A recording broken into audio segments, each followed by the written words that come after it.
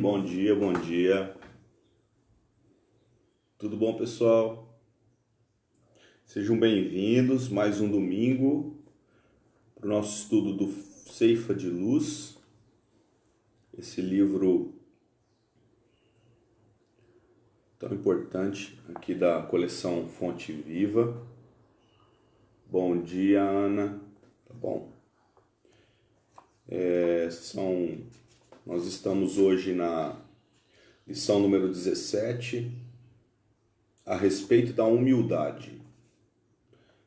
Vai ser um estudo bem bacana, tá? O Emmanuel, nesse estudo, ele comenta a carta de Tiago, capítulo 1, item 17. Antes a gente vai fazer a prece. Bom, meus amigos? Pedindo a Jesus, sempre a Jesus,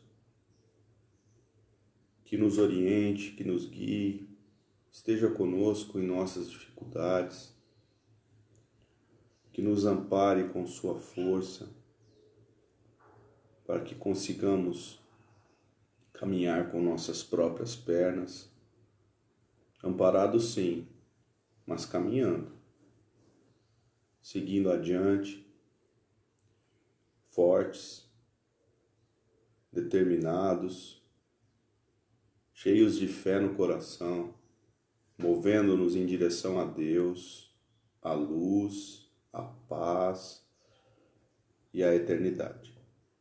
Senhor, não nos desampare nesses momentos tão importantes de nossa existência. Senhor, ajude-nos a ajudar mais, fazendo-nos entender que a vida é uma solidariedade e uma fraternidade o tempo todo.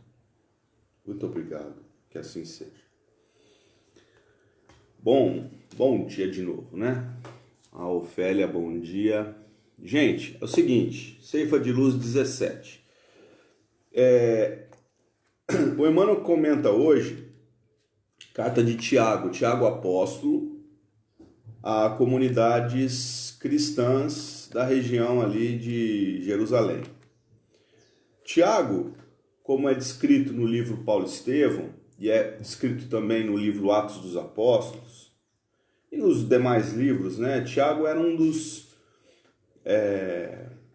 apóstolos, dos 12, do primeiro tempo de Jesus, e ele tinha uma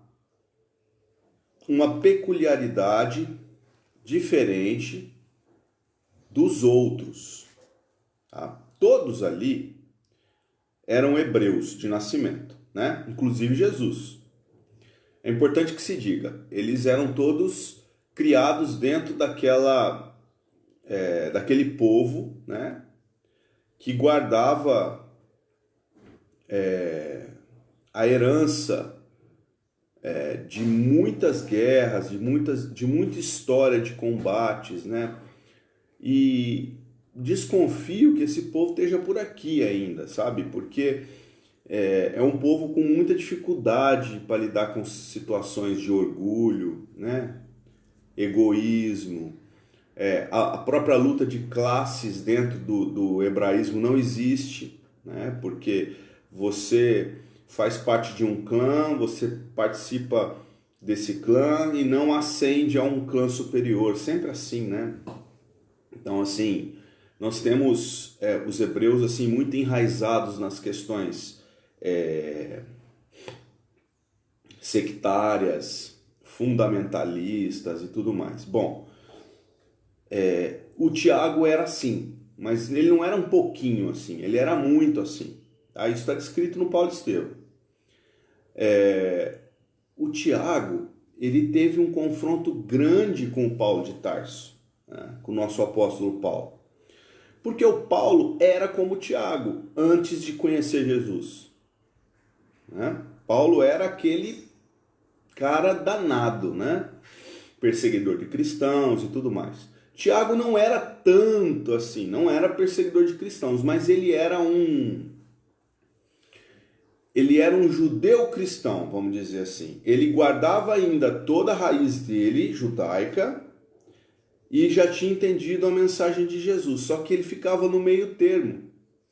Então a mensagem de Tiago não é uma mensagem como a mensagem de João Evangelista, como a mensagem de próprio Pedro, né, que no final, nas epístolas que ele legou-nos à frente, que são duas, você já vê um Pedro mais brando, né, mais pacificado, mais cristianizado. Paulo, então, a conversão de Paulo foi incrível, né? Mas o Tiago ele ainda tinha muita coisa. Tanto que uma das discussões de Paulo e Tiago está descrito no livro Paulo e Estevão, lembrando. Uma das grandes discussões deles era sobre questões, para Paulo, completamente passadas. Por exemplo, que todo neófito era o cara que se criava, né, por o cristianismo, que era um judeu, e a partir daquele momento se batizava e viraria cristão, teria que ser circuncisado. Ora, a circuncisão não tinha nada a ver com o cristianismo, né? Principalmente no cristianismo nascente. Não se exigia nada dos cristãos, principalmente dos cristãos que estavam começando a sua trajetória dentro das ideias de amor de Jesus Cristo. Então, eles tiveram muito problema. A carta de Tiago guarda toda essa... nós não estamos fazendo crítica, a gente está só avaliando. A carta de Tiago guarda todo esse enredo. Tá? É natural que seja assim, né? E é bom que seja assim porque a gente estuda, né? A gente reflete. A carta de Tiago é bem peculiar. De um apóstolo que tinha ainda ideias judaizantes, mas as confrontava com a nova ideia cristã surgida há pouco tempo. Ok? Capítulo 1, item 17. Tiago diz assim: toda boa dádiva e todo dom perfeito é lá do alto, descendo do Pai das luzes, em quem não pode existir variação ou sombra de mudança. Vamos repetir?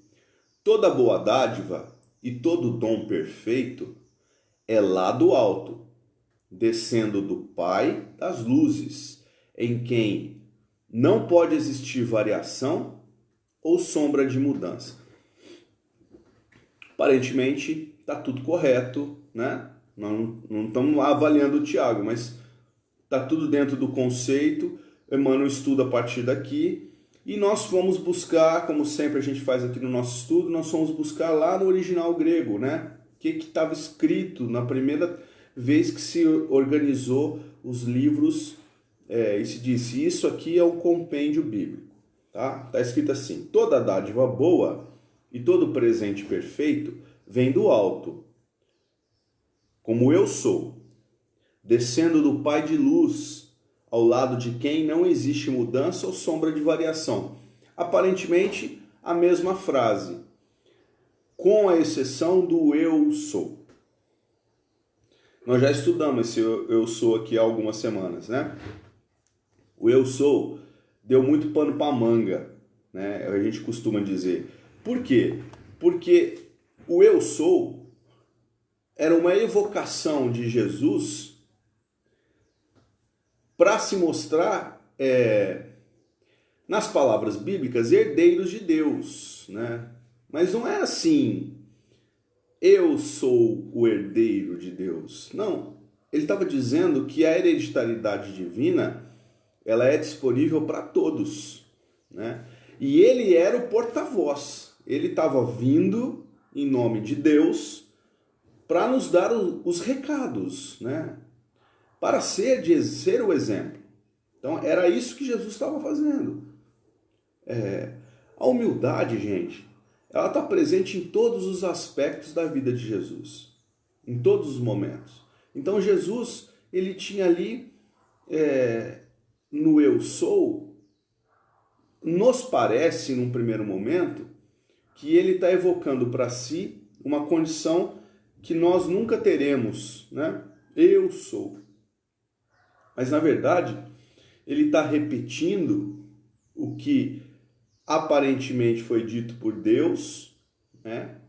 Ou metaforicamente foi dito por Deus, quando Moisés recebeu os 10 mandamentos no Monte Sinai. Né? As primeiras palavras que foram ouvidas por Moisés foi: eu sou o seu Senhor, o seu Deus, que vos tirei do Egito, da servidão, e continua. Amarás somente a mim. Né? Então, o primeiro mandamento, o que a gente julga ser o mais importante, foi dito primeiro, ele inicia com eu sou. E esse eu sou, ele provocou inclusive a crucificação de Jesus. Em verdade, não é o simples eu sou, mas ele foi a gota d'água, porque para o hebreu, né, fundamentalista, o Saulo de Tarso, na época da perseguição dos judeus, o Tiago, judaizante ainda, repetir algumas palavras, repetir frases aparentemente ditas, metaforicamente ditas por Deus, era blasfêmia. Tanto que o nome de Deus, ele era pronunciado de formas diferentes em cada situação.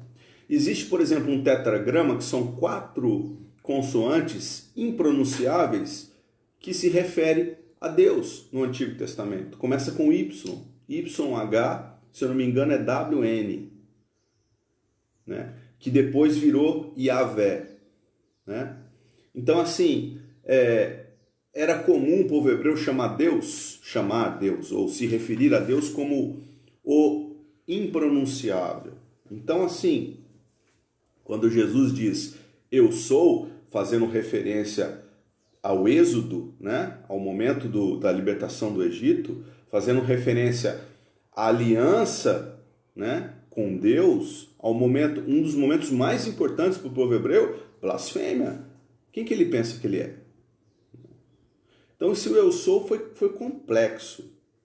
A gente encontrou a referência do nosso estudo hoje, para deixar assim bem, desmiuçar bem essa questão aí da frase, dessa partícula aí da carta de Tiago, né? A gente achou no filho pródigo, na parábola do filho pródigo. Nós vamos ler a parábola para fundamentar bem aqui o que a gente quer dizer, tá? Nós estamos usando um livro do Huberto Roden, chama Sabedoria das Parábolas. Huberto Roden foi um professor brasileiro, filósofo, tá? Um cientista do comportamento, e ele escreveu bastante, tá? Eu conheci o Huberto Roden através da Ivani, ela gostava muito dele, e eu acho ele um cara sensacional. E ele é um cara assim, fala das parábolas, fala de Jesus, fala de cristianismo, judaísmo, fala de vários assuntos, mas sem entrar na questão religiosa. É muito legal de ver. Bom, primeiro eu vou contar a parábola. Vamos lá. Parábola do filho pródigo. Prosseguiu dizendo: um homem tinha 2 filhos. Disse o mais novo deles ao pai: Pai, dá-me o quinhão dos bens que me toca. Ao que ele lhes repartiu os bens. Passados poucos dias, o filho mais moço juntou tudo e partiu para uma terra longínqua. Aí esbanjou a sua fortuna numa vida dissoluta. Depois de tudo dissipado, sobreveio uma grande fome àquele país, e ele começou a sofrer necessidade. Retirou-se então e pôs-se a serviço de um dos cidadãos daquela terra. Este o mandou para os seus campos guardar os porcos. Ansiava ele por encher o estômago com as vagens que os porcos comiam, mas ninguém las dava. Então entrou em si e disse: Quantos trabalhadores em casa de meu pai têm pão em abundância, e eu aqui morro de fome? Levantar-me-ei e irei ter com meu pai, e lhe direi: Pai, pequei contra o céu e diante de ti. Já não sou digno de ser chamado teu filho. Trata-me tão somente como um dos teus trabalhadores. Levantou-se, pois, e foi em busca de seu pai. O pai avistou de longe e, movido de compaixão, correu-lhe ao encontro, lançou-se-lhe ao pescoço e beijou. Disse-lhe o filho: Pai, pequei contra o céu e diante de ti. Já não sou digno de ser chamado teu filho. O pai, porém, ordenou a seus servos: Depressa, trazei a melhor veste e vestilha, ponde-lhe um anel no dedo e calçado nos pés. Buscai também o novilho gordo e carneiai-o. Comamos e celebremos um festim, porque este meu filho estava morto e ressuscitou. Andava perdido e foi encontrado. E começaram a celebrar um festim. Entre mentes, estava o filho mais velho no campo. Quando voltou e se aproximou da casa, ouviu música e danças. Chamou um dos criados e perguntou-lhe o que era aquilo. Respondeu-lhe ele: Chegou teu irmão e teu pai mandou carnear o novilho gordo, porque o recebeu são e salvo. Indignou-se e não quis entrar. Saiu então o pai procurou persuadi-lo. Ele, porém, respondeu ao pai: Há tantos anos que te sirvo e nunca transgredi nenhum mandamento teu, e nunca me deste um cabrito para eu me banquetear com os meus amigos. Mas logo que chegou esse teu filho, que dissipou os teus bens com meretrizes, lhe mandastes carnear o novilho gordo. Meu filho, tornou-lhe o pai, tu estás sempre comigo, e tudo que é meu é teu. Mas não podíamos deixar de celebrar um festim e alegrar-vos, porque este teu irmão estava morto e reviveu, andava perdido e foi encontrado. Bom dia, Célia. Bom dia, Joyce. Bom, amigos, minhas amigas, vamos lá. Essa que eu li aqui é na íntegra a parábola do filho pródigo, conhecida da gente, né? Pode ser que vocês acharam que estava um pouquinho diferente do que já ouviram alguma vez, tá? Mas é porque o Humberto Roden, ele não usa a Vulgata latina, que é o que a gente comumente tem, tá? Emmanuel, quando faz o comentário na coleção Fonte Viva, quando ele lançou os livros através do Chico, lá nos anos 60, 50, faz tempo, 70, ele usava a tradução João Ferreira de Almeida, que é da Vulgata Latina, tá? O Humberto Roden, ele usa do original grego, então ele traduz do grego e usa, então tem alguma diferença, como a gente faz aqui hoje no nosso estudo, tá bom? Mas o que tem a ver com eu sou, que a gente estava falando? Depois que o Humberto Roden publica, então, no livro A Parábola, ele explica cada um dos pontos da parábola, né? Dentro da sua visão, claro. O que a gente está trazendo aqui é uma visão, não é o que é correto, é o que a gente vai apresentar do que a gente estudou. Ok? A gente vai esquecer toda a parábola e a gente vai focar no ponto que a gente acha importante, que é a questão do presente de Deus, né? Da dádiva boa. Se a gente tem dádivas boas e recebeu um presente perfeito, ela advém do alto, né? Ela advém do Pai das Luzes, porque no Pai das Luzes não existe mudança. Deus não varia, né? Não tem variação em Deus. Deus é o perfeito desde sempre. É isso que está escrito no versículo bíblico que a gente está analisando hoje junto com o Emmanuel, ok? Só que a gente achou um eu sou escondido aí na tradução original do grego. E a gente falou do eu sou, né? Da onde vem esse eu sou? O eu sou é uma evocação de Jesus à paternidade, né? A Deus. Todo mundo tem um pouquinho de Deus dentro de nós. É uma semente latente. E aí, nós buscamos esse pareio com o filho pródigo. O Humberto Roden explica o seguinte. O texto grego não se refere à partilha de bens. Então, quando o filho mais novo pede a parte que lhe toca da herança, ele não está falando de bens. O texto grego, olha o tanto que é importante a gente conhecer o original. O texto grego não fala de bens. O jovem reclama o direito da sua juventude. Insiste na sua liberdade pessoal de jovem independente. Muda completamente o sentido. Porque o que a gente ouviu até hoje, que a parábola do filho pródigo era inicialmente o filho pedindo bens, a parte que lhe cabe, o que encheria seu bolso. E ele saiu gastando. Foi isso? Aí ele se arrepende e volta ao pai. É isso que a gente aprendeu. Mas não foi bem isso. O original grego está falando de juventude. Por que juventude? Ele era mais novo. Quem tinha poder de decisão dentro da casa, depois do pai, era o primogênito, que é aquele que fica trabalhando, que não sai da casa do pai. Então ele, como segundo filho, ele não tinha direito a nada, nem a herança. Olha como é profundo, né? E aí o Humberto Roden continua.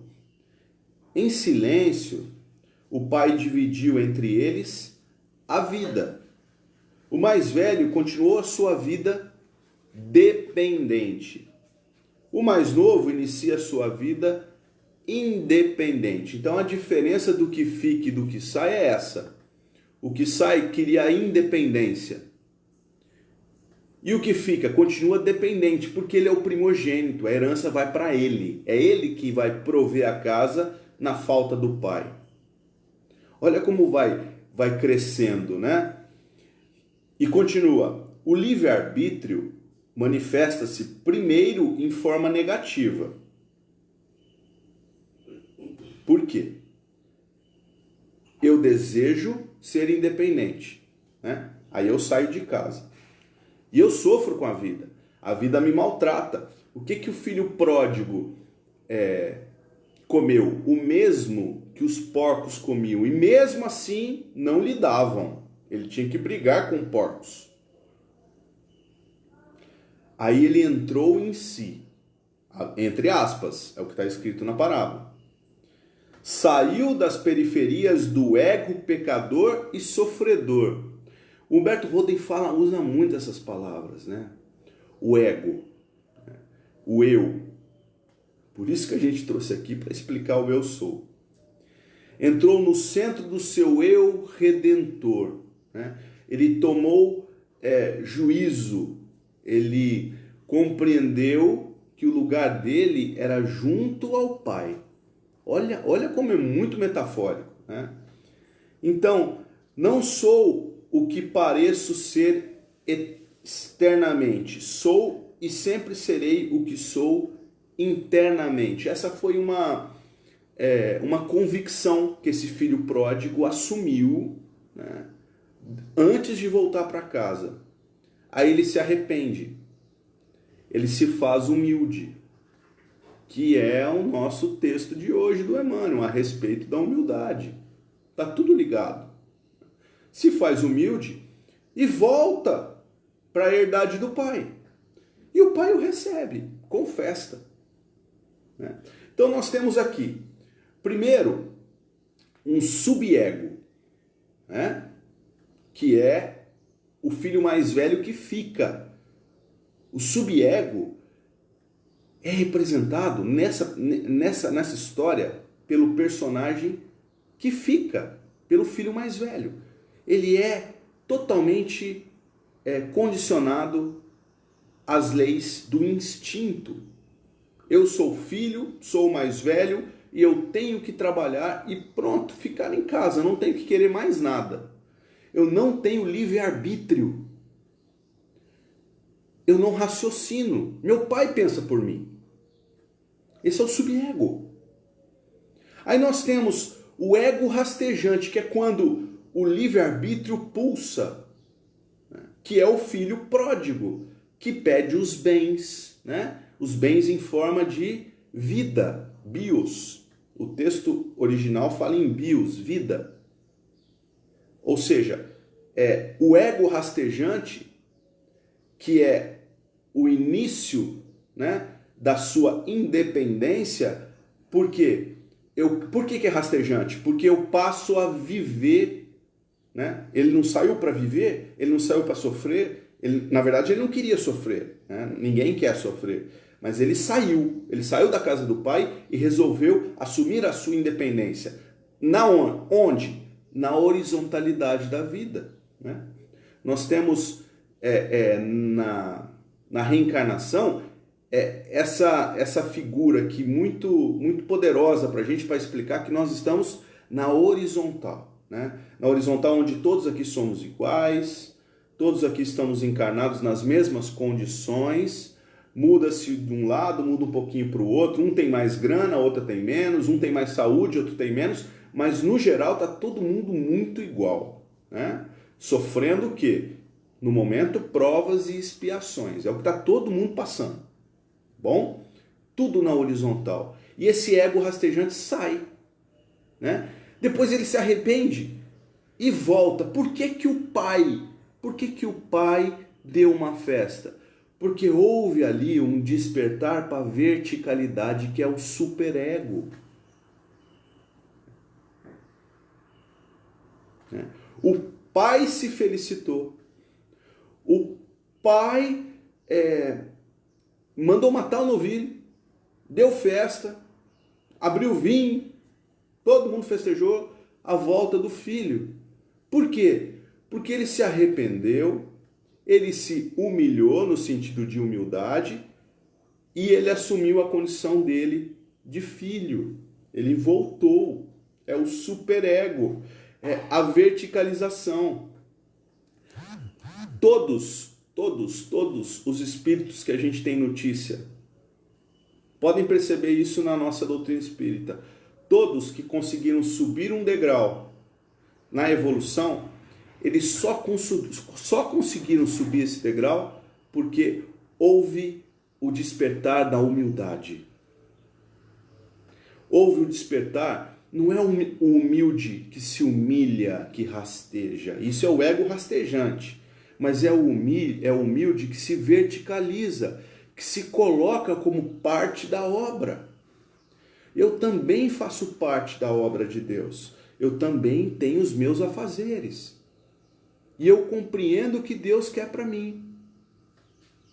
Quando Jesus rubrica o eu sou, quando Jesus diz eu sou, ele não estava se achando mais que os outros. Ele estava dizendo que ele se equiparou a Deus nesse sentido. Saiu da horizontalidade um dia, há muito tempo atrás, mas ele já disse, eu sou, eu já me verticalizei. Por isso Jesus o exemplo.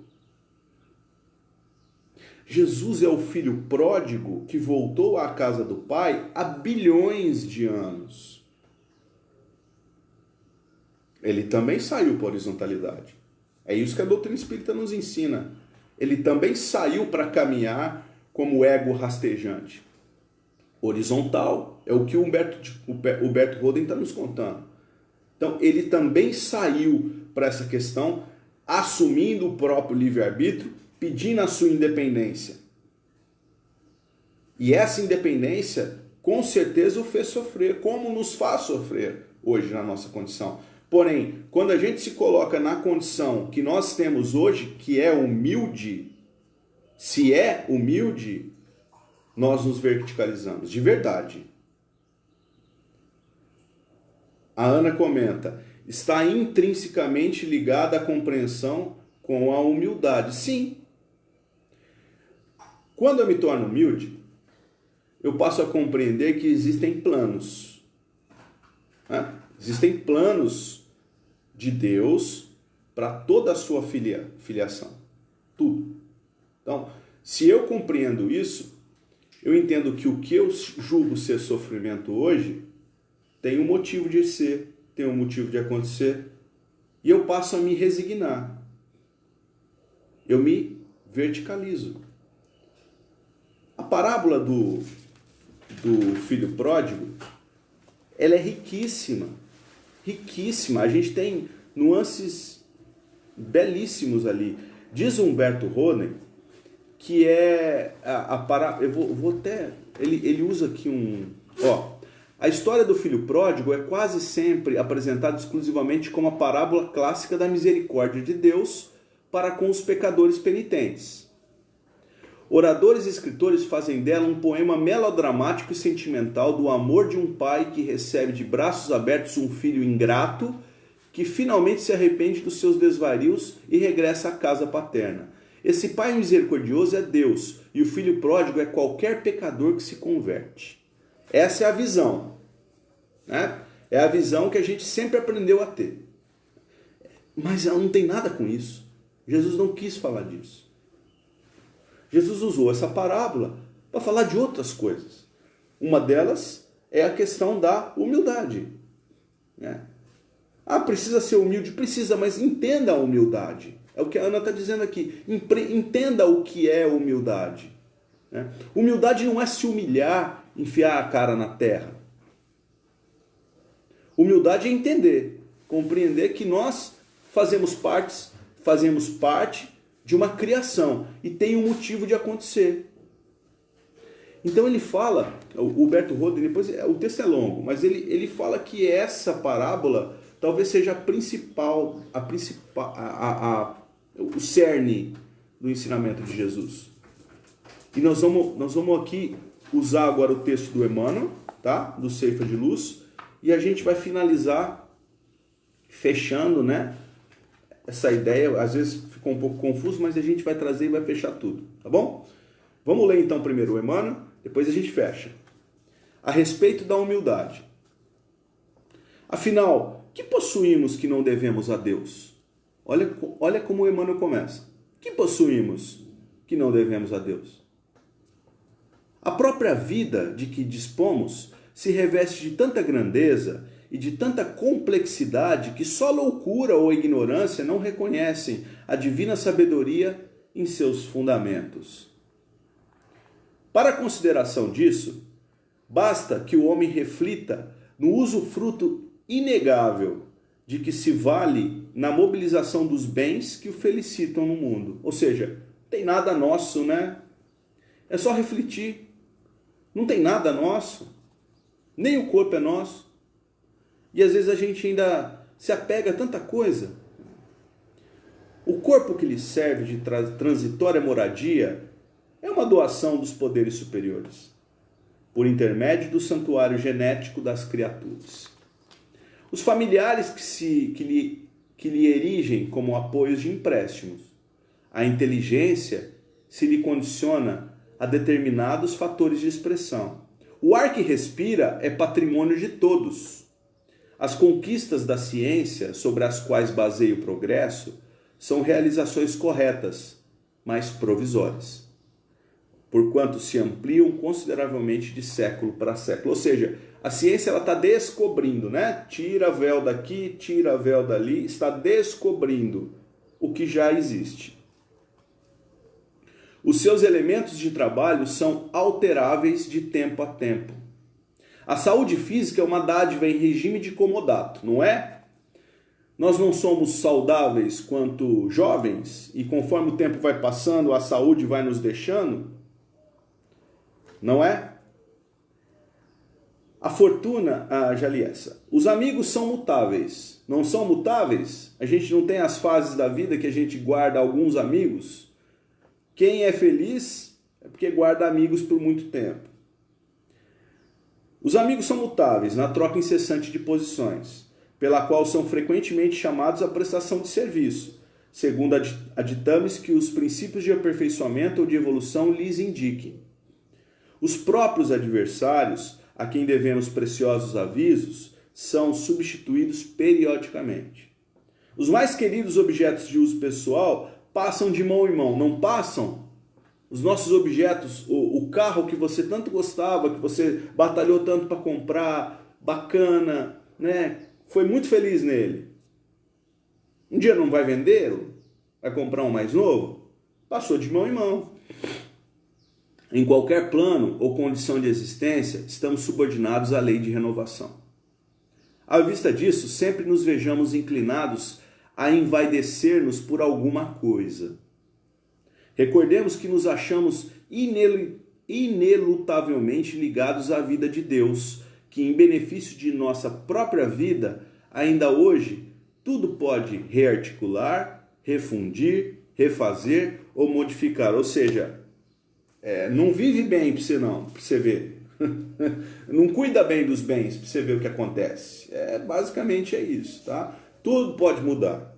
Bom, o que isso tem a ver então com o nosso livro, com o filho pródigo e com tudo mais? A humildade. Jesus, quando conta a parábola do filho pródigo, ele está mostrando uma trajetória, tá? Uma trajetória da humanidade. Então nós temos o subego, que não nos pertence mais, meus amigos. O subego é aquele que não sai do lugar, tá? É aquela pessoa que aceita tudo, tá bom também, eu não me movo mais, Deus manda em mim, tá? Aconteça o que acontecer, eu estou aqui desse jeito. O ego rastejante é aquele que já tomou o livre-arbítrio, já pediu a independência para o pai e já saiu para lutar. Pode se arrepender, por que não? A gente faz coisa errada todo dia, não faz? Pode se arrepender. Não carreguemos a culpa, mas o arrependimento sim, né? E aconteceu com o ego rastejante da história. E aí ele se verticalizou quando ele se colocou como humilde.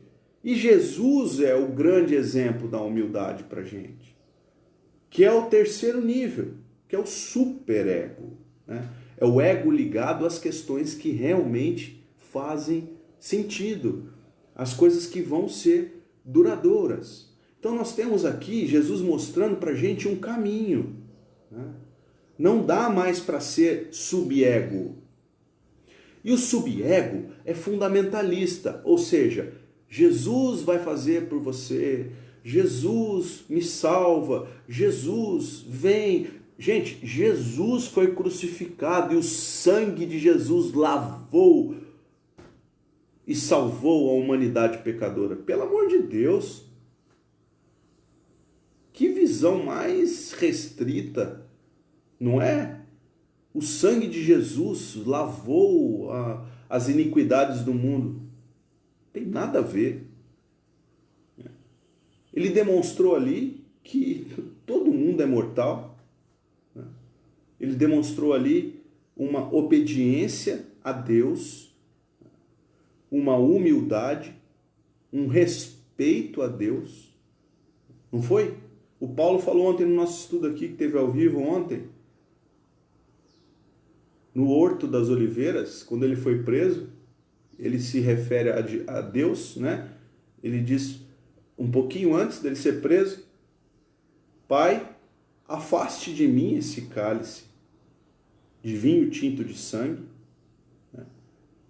Mas, se for a tua vontade, que assim seja. Isso é humildade, né? Esse é o superego, é o que se verticalizou. Não é humilhar, mas é entender que cada um de nós tem uma parte importante na criação. Assumamos a nossa parte. Vamos sair dessa nossa condição ainda de subego, né? Onde ainda nos apoiamos nesse cercado e vamos crescer. Essa é a proposta de Jesus. O filho pródigo pediu a independência. Acontecerão problemas no caminho. Mas tudo bem, a qualquer momento você pode se arrepender, né? Você pode deixar para depois alguma coisa que você julgue que não tem hoje. O eu sou é essa evocação, né? Da filiação. E Jesus foi preso por isso. Por quê? Porque o povo hebreu sempre foi fundamentalista. O povo hebreu sempre entendeu que é a vontade de Deus, eu tenho que seguir a vontade de Deus. Criou um monte de manifestações exteriores, o Berto Roden falou disso aqui, um monte de coisas exteriores para explicar o inexplicável, que era um sentimento que brotava de dentro, né? E Jesus explica na parábola do filho pródigo que não, esse sentimento, esse ego vai brotar de você. É uma condição natural, a lei é progressiva, né? E o povo não entende até hoje. E fica criando altares de adoração e por aí vai. Tá bom? Então fica aqui um manifesto a respeito da humanidade do Emmanuel. Espero que tenha contribuído de alguma forma. Fiquem com Deus. Muito obrigado. Boa semana para todo mundo. Beijos.